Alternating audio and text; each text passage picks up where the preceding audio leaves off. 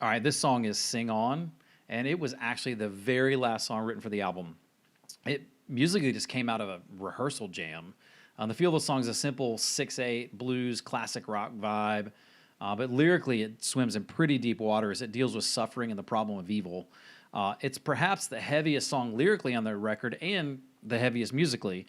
And it also has a pretty clear nod to Rocky Mountain Way, the Joe Walsh song. So here it is.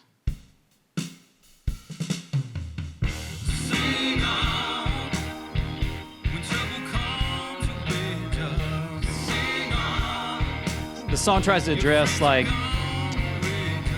you know, what humans need and how to respond in the face of suffering.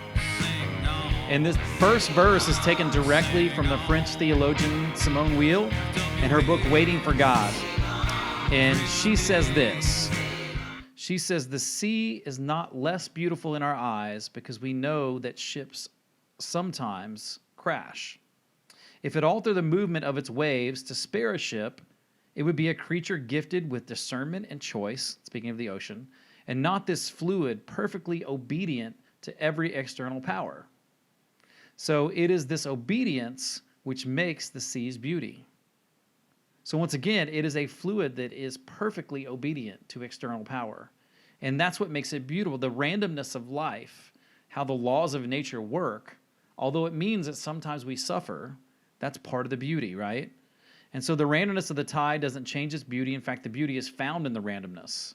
If God always intervened in the random obedience, this would take away from not only the beauty, but also humanity's opportunity to grow from the randomness. Weil thinks that the final perfection of the soul is surrender when there is no joy and there is no way obedience will relieve the suffering. So the final perfection of our soul is just in being able to endure, right? And she also states, love of God is pure when joy and suffering inspire equal degree of gratitude. So love of God is pure when joy and suffering inspire equal degree of gratitude.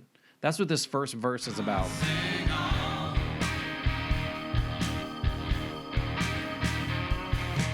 We don't blame the ocean for its rushing tide, and it don't change its beauty when ships crash in the night. The waves just ebb and flow. About the randomness, sometimes high, sometimes low. Sometimes low. So don't you know when push comes to shove, Our response should be the same, that final perfection of the soul. and trust is love. That's how trust is developed, not in things always being good. Sing on when you feel betrayed. Just This doesn't deny that pain and suffering are real. when one you love's in the grave. Just sing on. All you can do is sing on. Sing on. Lift up your hands and say his name. Sing on. And our only choice is to move forward in that suffering. The second verse is pulled from the Theodicy of Marilyn McCord Adams, who states, the 2-year-old heart patient is convinced of its mother's love, not by her cognitively inaccessible reasons, but by her intimate care and presence through its painful experience. So even if we humans could get God to explain all the reasons we suffer from evil, all the reasons we suffer from natural and moral evils, and we could understand them intellectually, even if we could understand them and say that makes sense, that would not help us in dealing with suffering.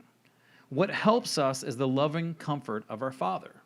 So even if we can understand it, even people say, why is there so much evil in the world? Even if we could understand it intellectually, that's not what we need. What we need is the loving comfort. So Soren Kierkegaard states, it's the duty of the human understanding to understand that there are things which it cannot understand. Like the hand lets the scalpel. Using that surgeon lets the scalpel. The surgeon's knife. Give the child a scaffold. The rest of their lives. Though the child don't know why. It's to fix a heart that ain't right. Back to that theme of trust.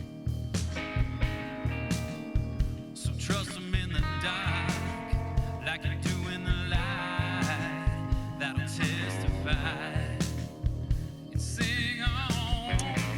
This one here kind of hits, this chorus hits home.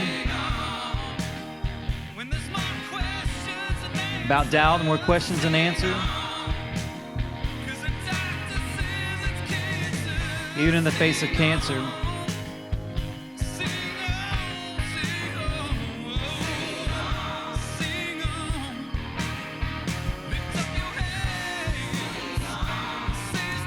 Choir did a great job here.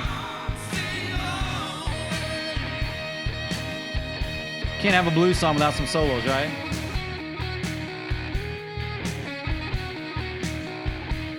I like how it straightens out here. The guitar solo. And back to the triplet. So 2 Corinthians 4:17 says, "For our light and momentary troubles are achieving for us an eternal glory that far outweighs them all." It's kind of a soul-making theodicy, you know? But I think there's some really good truth to that. B3 solo.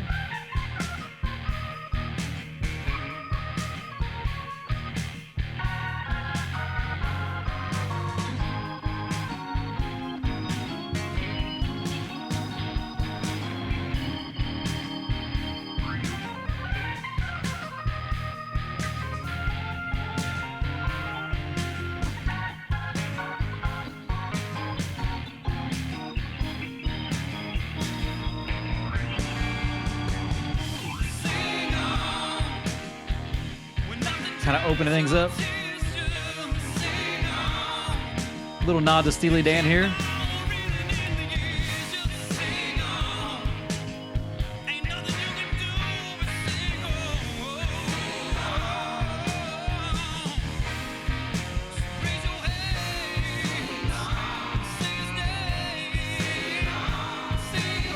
We chose to fade this song out because this, as long as we exist and we're here, this doesn't stop.